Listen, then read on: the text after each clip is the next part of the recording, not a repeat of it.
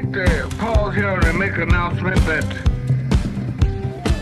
My name is Rod Corey. I'm with Park Bank. I am on the Corona Senior Center Triad Committee, and this is the group that asks speakers to come in and do presentations on a monthly basis. So each year, late in the fall, the banking representative of the Triad Committee is asked to ask about a topic of interest that the seniors that would want to be aware of. Unfortunately, this year, a topic that is a presentation that a Park Bank employee is going to do for the Southwest Triad, for the Madison Committee as well.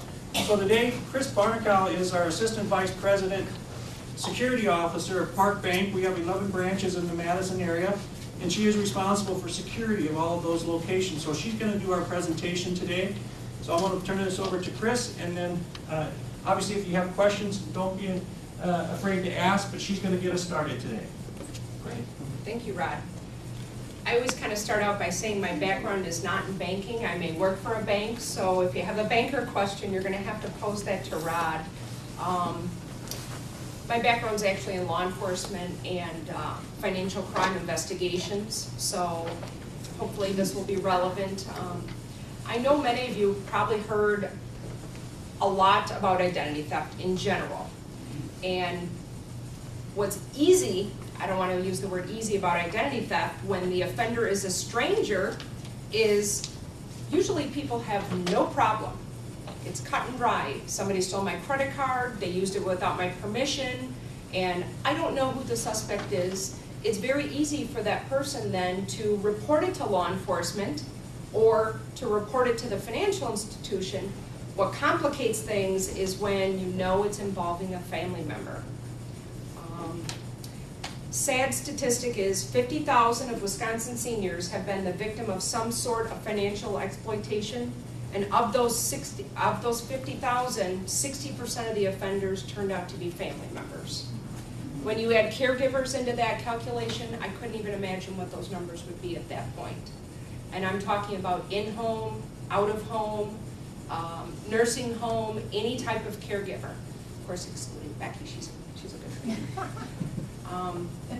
So compound this also when the victim of the crime is somewhat challenged. I know I worked a case where there was an 18-year-old woman that had severe medical problems, and she was limited in her capacity to handle her affairs, but she was competent enough to be somewhat on her own. She is probably more of a target for family or even identity theft in general than any other 18-year-old out there. Or if you include the fact that maybe seniors that have limited capacity, showing early signs of dementia or Alzheimer's, or physical disability. It just complicates things a little bit more. When the problem is uncovered, there are so many emotions that are brought up when this problem happens. Number one could be, how could I prosecute or aid in the prosecution of my fill in the blank? Son, daughter, grandson, granddaughter, caregiver, niece, nephew, sister, brother, you name it. Should I be practicing some tough love philosophies? What will my other family members or friends think of me if I have to be aiding in putting little Johnny in jail? It's a very, very complex situation when you're dealing with that. Or if the offender is my primary caregiver, I'm afraid. I may be afraid to report something when that person who's handling my medical or my personal needs day in and day out is also the person that's committing fraud against me. It's a very scary proposition. A lot of times people find themselves, they don't have anywhere else to turn, and they don't feel like they have the resources or the ability to deal with the situation because, again, that caregiver is kind of controlling their whole life. The sense of violation and betrayal or embarrassment and the absence of trust is oftentimes very devastating for any family member that may be involved in identity theft. Why does this happen, especially to our seniors? Well, the majority of the wealth today is held by the top 10% of the population of our seniors. So if you take all the money in the country today, the majority of it is held by our seniors. because you're good savers. We are not very good savers. Some victims lack the capacity to protect themselves. Offenders pick their victims very well, whether purposeful or not. Just ask yourself, would an 80-year-old Alzheimer's patient make a very good witness or a very good complainant? Would they have the capacity to even detect or report these types of frauds? So again, these people are picking their victims very well. The offender oftentimes has something that's going to drive them to commit these frauds. Oftentimes it's drugs, alcohol, gambling, compulsive spending. And I just learned a new one the other day, not really a new one, but a sense of entitlement. And I hear laughing, but it's true.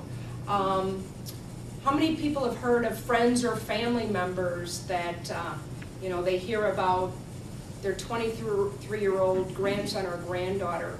Well, mom's always taking care of me. Well, why shouldn't mom take care of me now? Well, you're 23, maybe you should go out and get a job, pay your own bills. At some point, we just need to be responsible for ourselves.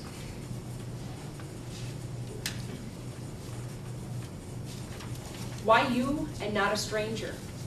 Why would they pick on us as family members? Aren't they supposed to love us and care for us? Well, there's a lot of reasons.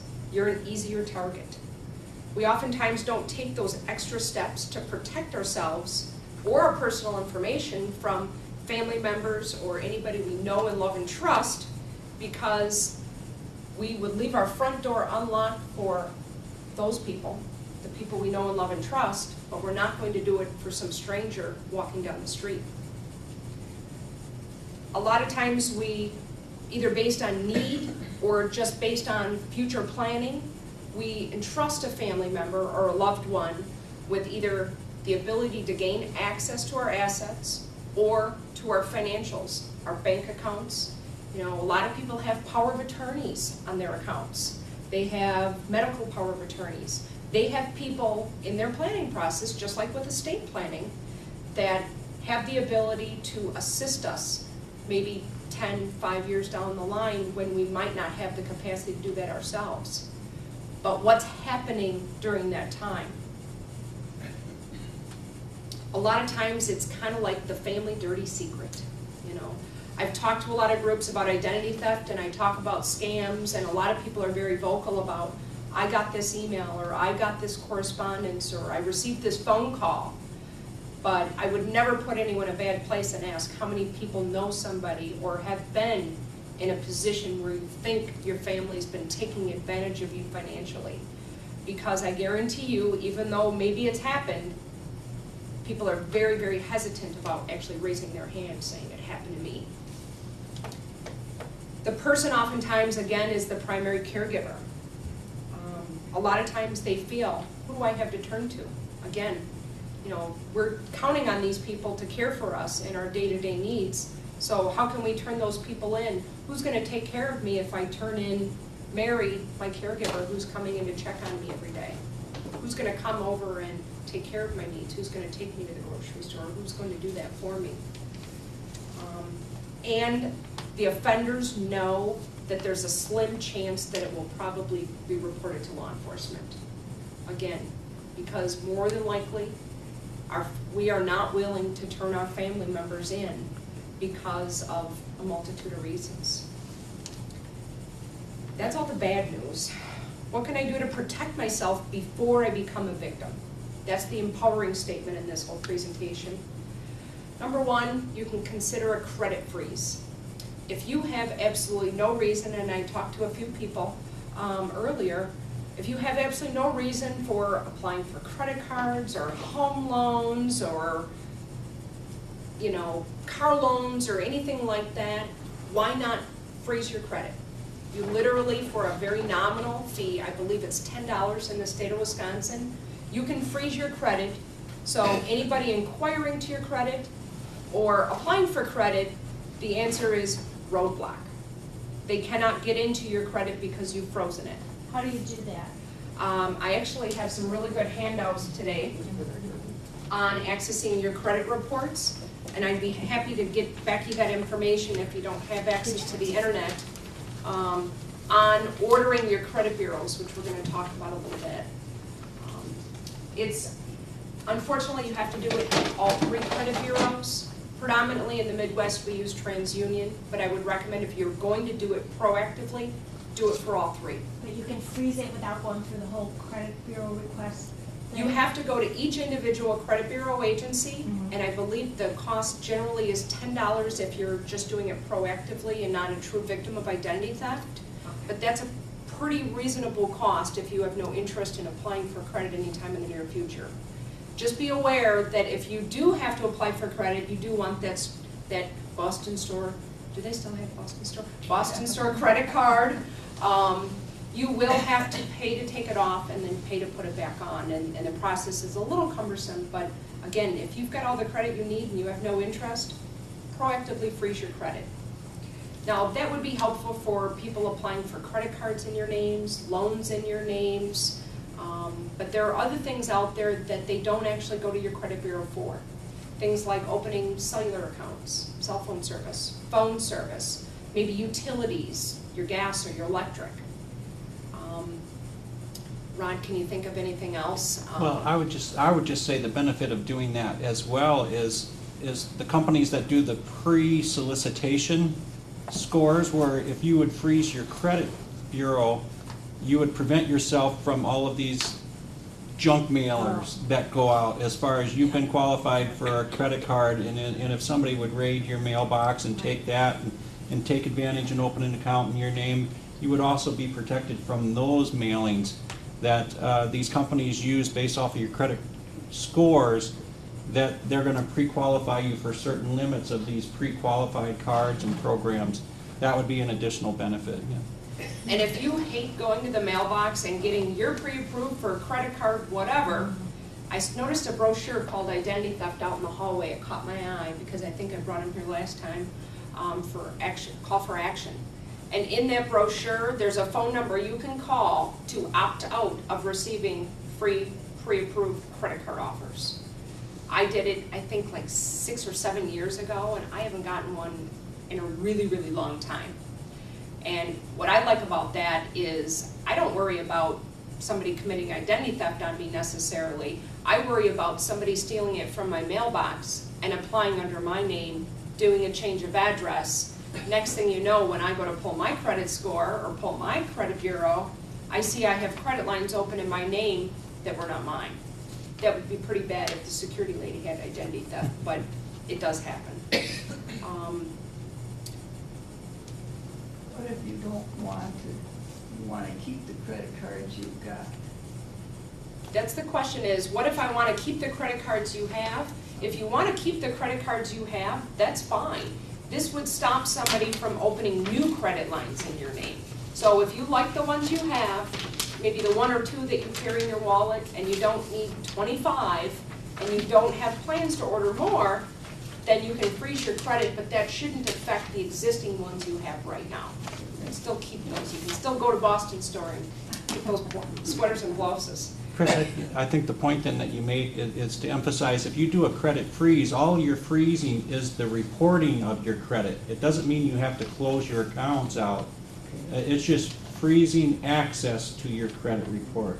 It's freezing access to the inquiry, which tells a credit issuer, this credit is frozen. I can't see if you're a good credit risk or a bad credit risk, so it would be denied. The application in general would be denied if somebody's inquiring to your credit and it's frozen. Again, just think of it like a roadblock. And the bridge is out. I mean, that's literally how frozen it is. Again, I'm not saying it's not going to happen. There might be cell phone companies or electric bills, cable. I've seen that. I just worked a case last week. Wasn't a senior, but it was a woman that was of substantial means, and unfortunately she didn't review her bank statements. And her daughter, who I believe is 28, again, that sense of entitlement. Mom's always helped me out, so Mom stopped helping me out, so I'm going to start helping myself. Started creating all her bills and having them paid out of Mom's checking account. And Mom unfortunately let it go for a while, and after a while, she just said, I'm done. And I think the straw that broke the camel's back was not the $200 gas bill or the $400 car payment. I think it was the $11,000 she stole on Mom's credit card. I can't remember if she said she needed to go on a trip or she had something she wanted to go on. So these are not doctor bills or rent payments. This is, again, that sense of entitlement. Mom's money is my money. I might as well just take advantage of it now. Plan today. It's so important to plan today. If you're in good financial shape and you're reviewing your statements and you're doing the right things today, plan for what's going to happen 5, 10, 15, 20 years down the line. And I think about that today. I don't have any children, so I don't have anyone that's going to be around to look out for me. So I'm kind of thinking, who's going to look out for me when I'm a senior, or when I might be dealing with a problem with diminished capacity? So what am I going to do for myself? And I think groups like Triad and resources like Becky and Rod and having those advocates there for you, CWAG, I'm not sure if you've heard of CWAG, excellent resources for our seniors for when you need help. It'll be there for you. Here's a real funny story about my grandfather. I remember as a teenager, and it really didn't resonate until I did fraud investigations. I remember sitting in the living room with my grandfather and overhearing my mom talking to my grandfather about planning ahead. Dad, you should do this. Dad, you should consider reverse mortgage. Dad, you should consider this. We should get somebody set up as power of attorney on your bank accounts. And he looked at her and said, it's my money, not your money. He had a point. He had a point. He had a great point. And I remember, that was my grandfather. I remember just recently my stepfather dealing with losing his driver's license because unfortunately he shouldn't have been driving. Legally blind, maybe he shouldn't be driving. So he said, you know, you can take my driver's license away. You can take my ability to get around the house very well away. You can take my work away. You can take my vision away, which unfortunately was not my mom's doing. But he said, I'll be, and I won't say the word, if you're going to take away my access to my money. And nobody's looking to take away people's access to their money. So sometimes changing that mindset of, I'm not giving up access to my money, I'm just trying to plan ahead for protecting myself later on. Consider having 2 people review your transactions or your account activity. And I'm not just talking your checking account, I'm talking your retirement, I'm talking your credit bureaus, I'm talking your CDs, anything you may have that's an asset, titles in your home, anything that somebody could actually steal from you, have 2 people. One would be a trusted family member. And when I say trusted family member, I'll explain in a little bit. I've got a little story to tell about that. And the other person would be an independent person. And I hate to say it, but it's probably somebody you're going to pay.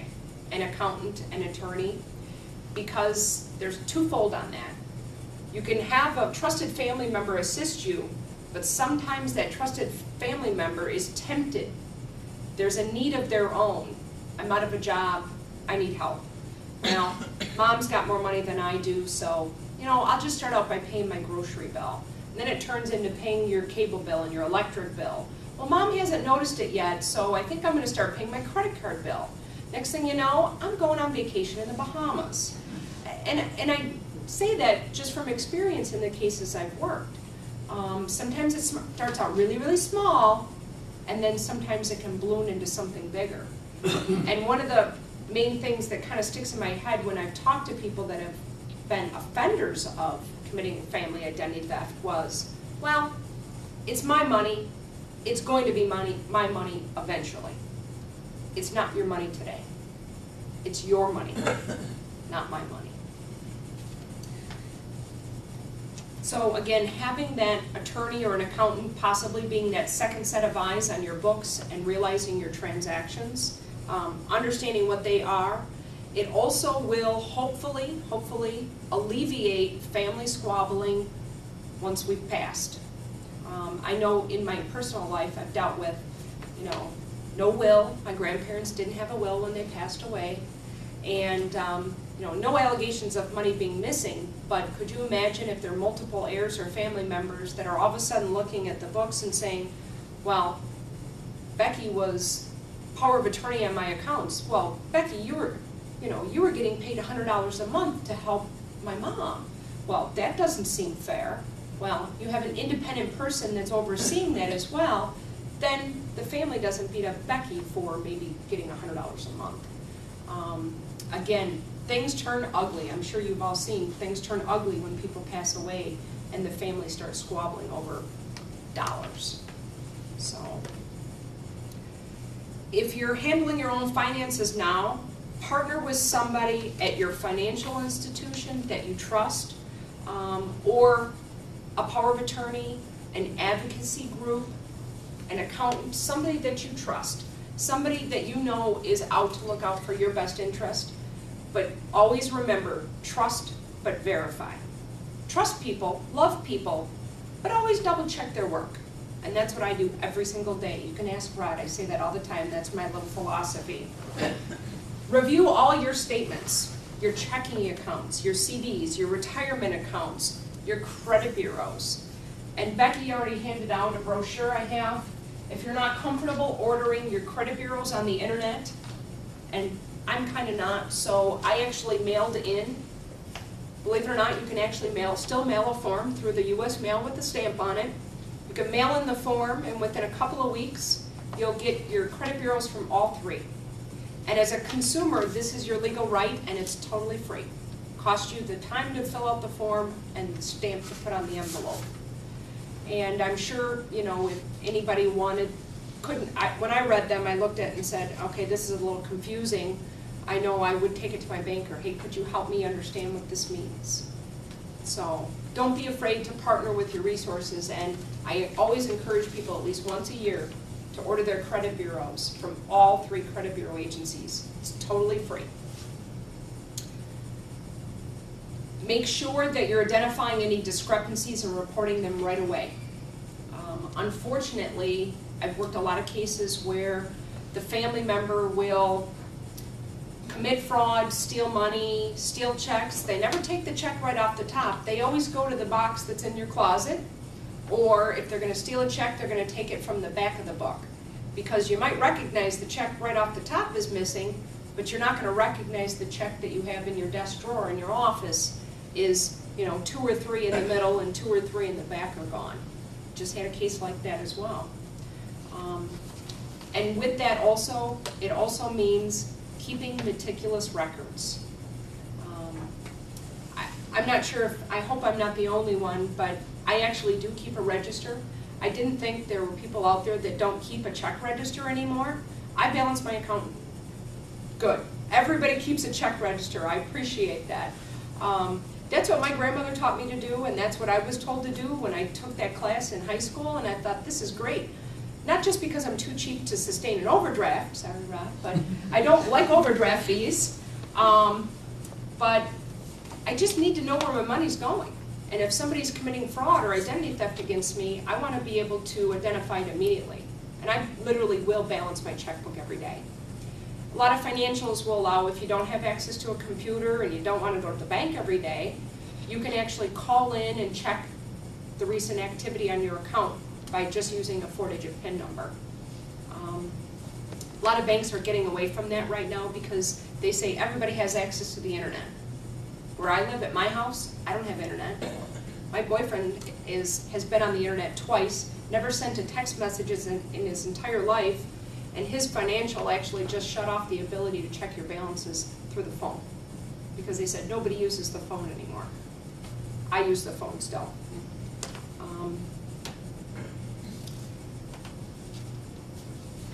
Make sure you're questioning things when you are getting those bank statements right away. If you see a debit that doesn't look familiar to you, or if you balance your checkbook and you see that there are 4 checks clearing your account on your statement that you don't have in your register, don't be afraid to call your bank and say, Let me see a copy of them. Who are they payable to? How much are they for? I have been known to forget to write one down, and I will deal with that later on, but again, at least then I have the sense of mind to say, oh, I forgot to write that one down, write it down. But what if, again, it was stolen out of my office and I didn't realize it was missing or stolen? I would want to identify that right away. Keep your confidential documents somewhere safe. And I know a lot of times people will keep them in a desk drawer. I've heard of people keeping them under the mattress. That's the first place I would look if I was a bad guy. In the freezer, I've heard of that too. Where I keep my confidential documents, and I know I'm probably the most paranoid person in the room, is in my safety deposit box. That's where I know they're safe. And also, if you keep them in a place like a safety deposit box, it keeps those that you know and love and trust, that you welcome in your home, that come in for Thanksgiving and Christmas and Sunday dinner, come in and look in on you, caregivers, family members. It keeps them away from that information. And I've worked a lot of cases in the past where there have been situations where, again, they just rummage through desk drawers and find information. There was a situation where the family was in Texas. They had their mother in Wisconsin because she was up here and she wanted to be independent in her home, but she did have some dementia issues. They hired a wonderful caregiver, or so they thought. Again, you know, there's always going to be one or two bad people in a group of wonderful people. And their activities of the day was she would load this woman in the car and they would go from branch to branch to branch to branch. They would do 100 here, 200 there, 400 there. And the woman was in the passenger seat being driven by the caregiver. And she would say, well, we're here to pull, $50 out of Louise's account. And they would look over and, hi, Louise. They would wave to her. She'd be in the passenger seat. Unfortunately, Louise had no idea what they were doing. Why are we at the bank? Oh, we're taking $50 out of your account. They'd go to the next branch. She'd forget by then. It was very, very sad. Eventually, it started out small dollars. It got bigger. It got bigger to the point where this woman was desperate enough that she wanted money on the weekends, that she was actually, when the bank was closed, she would take her to payday loan stores. And the payday loan stores would actually give payday loans, credit lines, cash advances. I think eventually it all came to light when the family members came to visit from Texas. Again, the family members were getting bank statements. They weren't opening them. If they would have opened one bank statement and saw, why are all these withdrawals happening, they could have stopped it. And their reasoning was, we trusted the caregiver. Again, there are a lot of good caregivers out there, so don't get me wrong, but we trusted the caregiver. Trust but verify. That's what we do in banking. I tell people, I say, you better verify me, because, make sure that I'm doing the right thing in my practices as well. There was a woman in Dodgeville, and this was very, very sad. I'll never forget some of these cases where they entrusted, there was the father had some severe dementia problems, and the wife was starting to slip a little bit, and she had more physical problems. So the family got together and decided, we're going to pick, and I'll just make up a name, Mary. We're going to pick Mary as the family member to go in and check on Grandma and Grandpa on a daily basis. Well, unfortunately, the family didn't pick very well, because when I asked about Mary's background, they said, well, Mary's been out of jail for a while. Okay?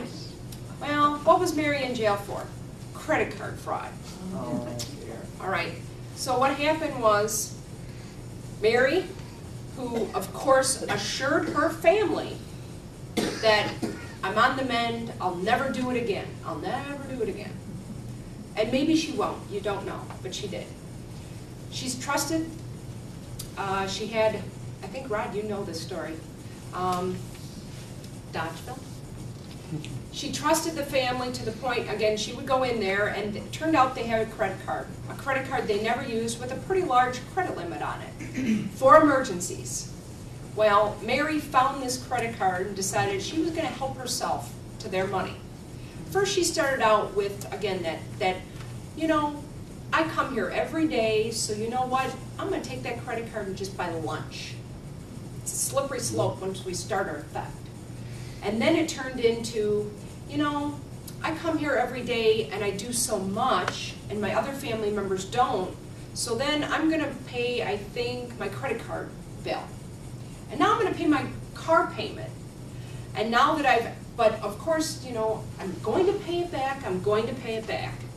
And then what happens is the credit card bill comes. Well, who do you think's getting the bank statement?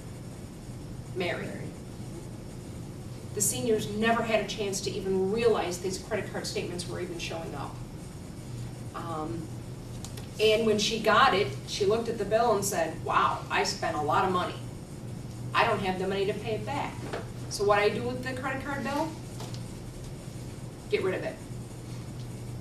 The seniors didn't expect to see a credit card bill because according to what their records said, they never used the credit card. Well, after a month or 2 or 3, and again, bad credits being reported under their credit, eventually the banker, who has a heart of gold, made a phone call. Hey, what's going on? The credit card bill hasn't been paid. And then he sees a pattern of activity. Wow, these purchases don't look normal for this senior couple. I think we need to involve somebody. We need to contact a family member.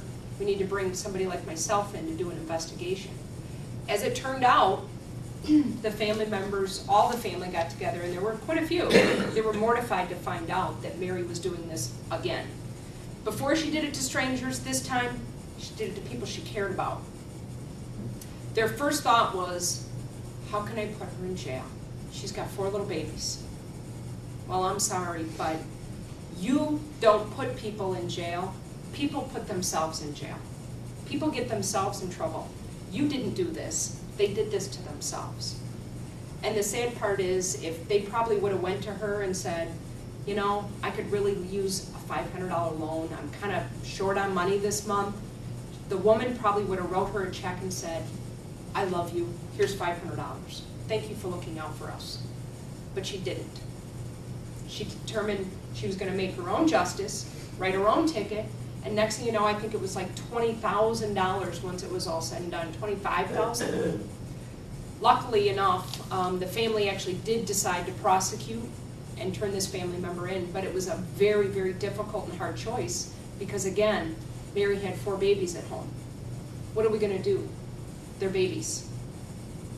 Well, again, those victims didn't put Mary in that place. Mary put herself in that place.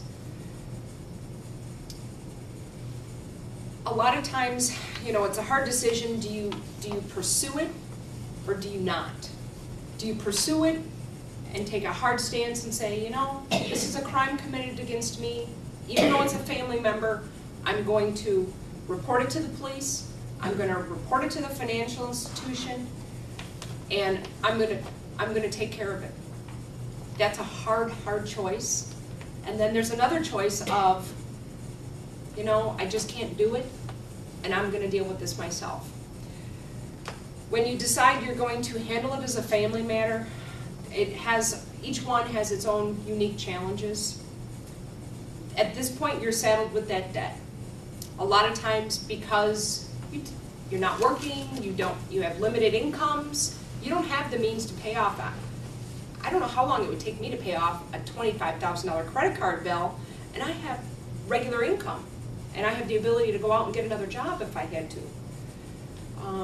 Or possibly having to dip into a nest egg or a retirement account to pay this debt off, just so they don't shut off the heat or the gas, or not issue me a credit card because I do want to maybe take a trip up to Door County for the weekend with my friends or something.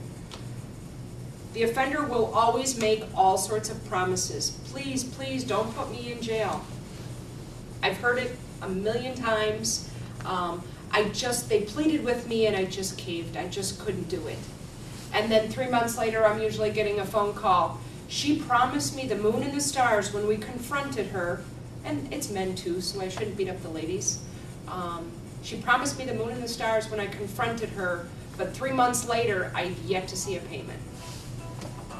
People will do that. People will make those promises to the victims with the intention of possibly paying it back, but you just never know.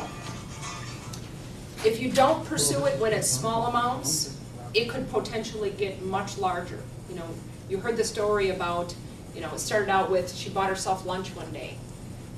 Then she bought dinner, and then she's paying her rent, and then she's paying her car payment, and then she's taking a weekend trip to Vegas. You know, at some point, the small is going to turn big, because if you take an inch, you'll take a mile. Is this loss going to affect my ability to receive benefits? And I'm not a senior attorney, and I'm not an attorney, so I can't really guide you on this, but I know there have been instances in the past where somebody loses all their money to a family theft, and then their nest egg's gone, they need to maybe go into a retirement home. Well, they go back and look at the last 2 years worth of statements, and they say, where'd all this money go? Well, my family stole it from me. Well, did you pursue it? No, I couldn't really do that. It was my grandson. He's got a problem. That person may potentially be denied benefits. Hopefully you'll be able to work around that. If you do decide to pursue, again, you will likely be required to sign an affidavit. You'll be required to file a police report, and the hardest part with family identity theft is you will be required to cooperate with the investigation. That means if there's a court case, if you are called to testify, those types of things, you have to cooperate with the investigation for them to pursue the matter. Creditors want their money back. It's just the reality. Once you pursue and you sign that affidavit, you are still the victim, but technically the creditor is the monetary victim. And this is not their family member. They don't care if little Johnny or Susie goes to jail. They will go after them, and they will go after them for obvious reasons. Just like if it was a stranger identity theft, you'd have no problem reporting it to the police and cooperating with their investigation. It's kind of that you don't have that family connection, so there's no problem with that. Guilt. This was my grandmother's biggest one. I feel guilty. Grandma used to tell me that all the time. I feel so guilty about this. I remember my grandmother used to say, I wasn't raised that way. We don't put our family in jail. We don't do that kind of thing. Again, people know that when they steal from us. If you're more likely or less likely to actually pursue matters or handle it or just sweep it under the rug as the family dirty secret. Strained family relationships. I've seen family identity theft literally tear families apart. You know, the grandparents decide they're going to pursue charges against the grandchild because he has a heroin problem and he stole, $50,000 out of grandma's bank account. And then he was intercepting the bank statements because he was so nice to come and check on her every day. And then next thing you know, the parents who don't want to see little Johnny go to jail don't want to have anything to do with their family anymore. It will tear a family apart. It's very sad. And just remember that you didn't cause this situation. You're just trying to resolve the situation.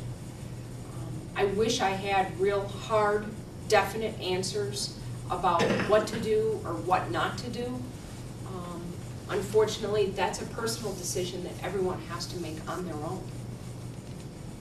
I'm not sure if anyone has any questions or has dealt with a situation that they would like some guidance on, and I can guarantee you're not going to want to do this on camera. That's why I kind of wanted to make sure I would stick around a little bit this afternoon to answer any specific questions you might want to have, because you may not want to do it on camera.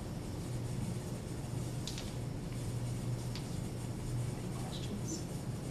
Yes, ma'am. Just scams. Because many of us are widows, we're old, and we've got some money, makes us so vulnerable. I've discovered. Anyway, how do you really? I had one which was really, and it got so interesting. So you have to deal with your own curiosity. I mean, you want to know what's going to happen next. So the process is so intriguing. Saying I hadn't paid for a water heater. went on for a long time. The question was, what about scams? And sometimes it's intriguing to kind of follow the process about where these con artists are going. Yes. And you knew right away it was a scam. Yes, I knew Because- right away, Right. yes. You knew you didn't buy a hot water heater. Oh, I and did you- buy a water Oh, you heater. did? But they But said I- you didn't pay for it, I didn't pay for it, but you did. yes.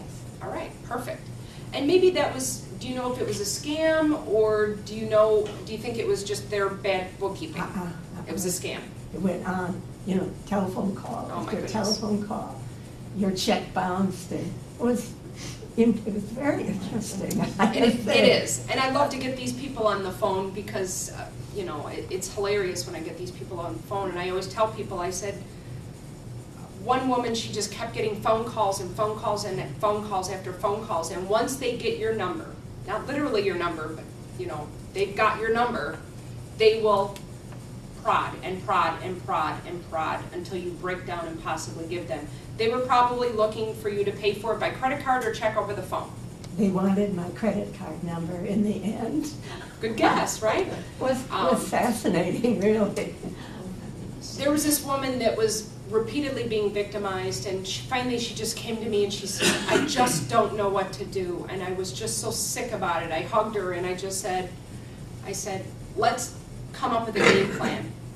And I told her, I said, how about this? The next time the con artist calls you back, and this actually was a new con that they were calling her on, I said, you tell them that your granddaughter is a fraud investigator for a bank.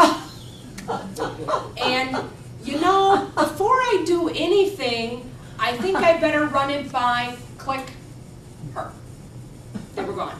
I'm not saying that's always going to work, but I always say I've got the best of both worlds. I've got thousands of grandmothers and grandfathers out there in the world and I say, that just warmed my heart that I have that ability to do that. And so I will be your honorary daughter or granddaughter any day.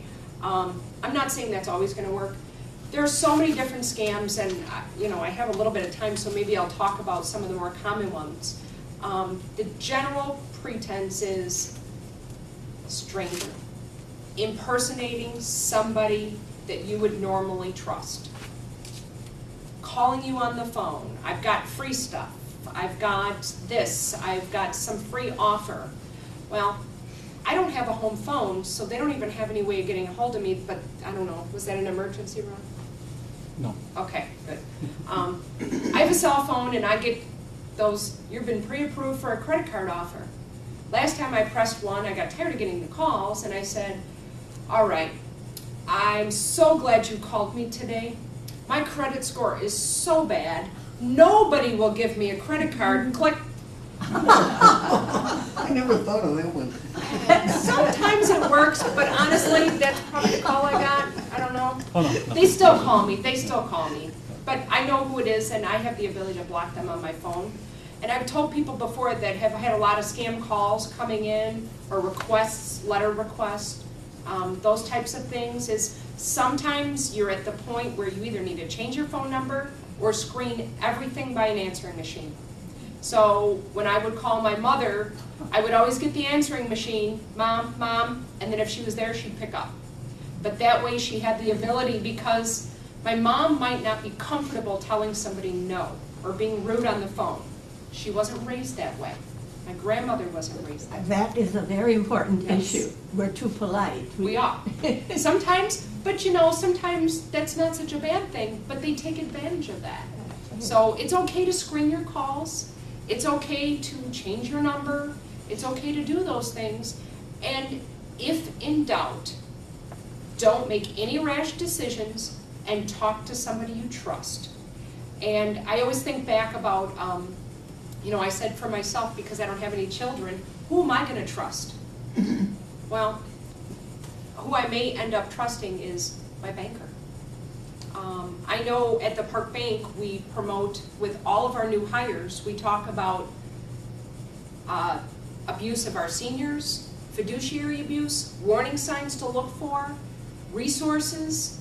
So when our tellers ask questions about, oh, Louise, I see you're pulling $5,000 out in cash today. That just seems very unusual for you. Don't necessarily look at it as it's none of your business. Look at it as they're probably asking probing questions because they're worried I'm getting taken on a scam. And there are situations where they'll call up and say, your grandson's in jail, the grandparent scam. Somebody's in That's what I was just trouble. gonna ask you to explain, if you would, because two Sure. seniors have come up to me at the senior center saying that they've gotten calls and they recognized it. And then just of course this last week, when that person on the west side was, would you explain that one? Sure. The grandparent scam is actually kind of unique, and you're probably wondering, how does anybody know my grandson's name is Joe? How would anybody know that? Well, Joe is on what? He's on the computer, right? All the time. On the texting, on the cell phone, he's on the computer. He puts on his social media, on his Facebook, his Twitter, his Smitter, his whatever those itters are. He puts out there he's going to Mexico for the weekend. Yay, fun time. Somehow they can use these searches and find out that you're the grandparent or father or grandmother of Joe. They wait till they know when Joe's going to Mexico and they call you up. Or they may have somebody call up and say, I am the police officer of whatever agency and Joe was in a bad car accident or he was arrested. He doesn't want his mom and dad to know, but if you don't wire him $5,000 to get out of jail, he's in a Mexican prison or wherever, he's in big trouble. And these people, you laugh, but they're very, very convincing. I've gotten these people on the phone and I'm like, I think I might fall for that. They are professionals at what they do, and they're con artists, so they're very convincing. And they will convince you, can't tell anybody, and you have to do it now. So when you go to the bank and somebody may or may not question you about taking out $5,000 in cash, instantly you don't want to air your dirty laundry that your grandson Joe is in jail in Mexico, and you don't want to tell them that. But again, before you do anything rash or make decisions, trust but verify. Maybe trust the call, but make some phone calls. Joe might not want you to call his parents. There was one lady, I literally was standing at the front door, I said, please, please don't leave the bank. And I said, do me one favor. Let's go find his office phone number. I think he worked in Minnesota. Let's go find his office phone number and call him and see if he's there. He answered the phone, Grandma, what are you doing at the bank? And I thought she was going to push me down the stairs, but eventually she actually did hug me and thank me for stopping her from losing $5,000. That would be devastating. I know that would be horribly devastating for my mom if that would have happened. And there are so many different scams. Again, not only are family members targeting our seniors, again, because you're good savers. You have a nice little nest egg. They want to get to that nest egg. They don't want to steal from me because I don't have a lot of money in the bank. We're more spenders, our generation. You're more savers. So bless your souls. And again, there are so many different things out there that... We're tightwads. Yes, she said we're tightwads, so I like that. I'm a tightwad too. We are children of the Depression. I call it frugal. I like frugal better. Well, no, really, it's worse than that. I'm kind of a tightwad too. But again, there are so many different things out there. I mean, I could probably talk for hours. I know Glenn Lloyd's been out talking to your group and whatnot. But just have the general understanding of sometimes it's not so good to talk to these people. I know it's fascinating to hear what they have to say, but sometimes they get that one toe in the door that they push you over the edge of wanting to believe them. And I'm sorry, but you didn't win the Publishers Clearinghouse. Probably. That check that just arrived in the mail for $4,972, which is your initial winnings to the El Gordo lottery, didn't happen. Don't just come to the bank and try to slip something through. Somebody that tells you don't trust anyone, don't tell anyone, don't talk to your bank, don't discuss this with anyone, that's a huge red flag. Go to your bank and say, I got this check in the mail, here's the letter, can you do some checking before I run it through my account? Those types of things. So again, partner with your financial, your banker, your personal banker, people among your group, your advocacy groups, and don't be afraid to ask questions, and don't let anyone force you into doing something or making a decision on the spot. Because generally it's gonna be a bad decision, it's probably not gonna be very good. And by the way, that's not Rod's cell phone, that's mine, so. I just can't, I handle bank robbery for the bank, so just in case there's something tragic, I don't get to turn my cell phone off, so. Anyone else have any questions at all? Yes, ma'am. A friend of mine was shopping at a Kohl's store, not in this area, anyhow. They asked her for identification. Just so happened she didn't have anything on And then her. I'll get that number. They wanted her social security number. Okay. She blurted it out without even thinking. Right. Now she's, what am I gonna do? Should I have done that? Shouldn't I have done it? What, You gauge that. And in that particular case, I probably wouldn't be too worried, but I'd be doing proactive steps by pulling my credit bureaus. You can put a consumer statement on your credit bureau, and the handouts I gave you talk about that. You can do different levels of protection on your credit bureau. The freeze is kind of like the end all. I may apply for a car loan tomorrow, so I probably wouldn't do a freeze, but I might put a statement on there to call me before extending credit. So there are different levels you can take to protect your credit.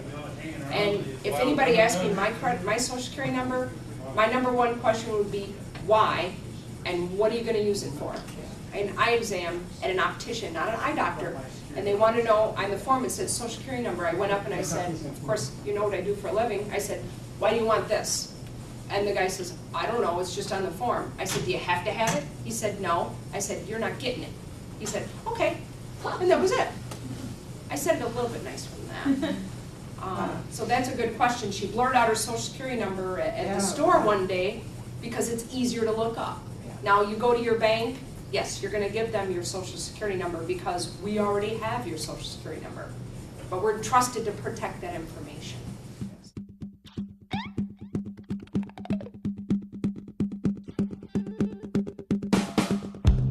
And I'd like to pause here and make an announcement that about the Ship Moving Company, who is located on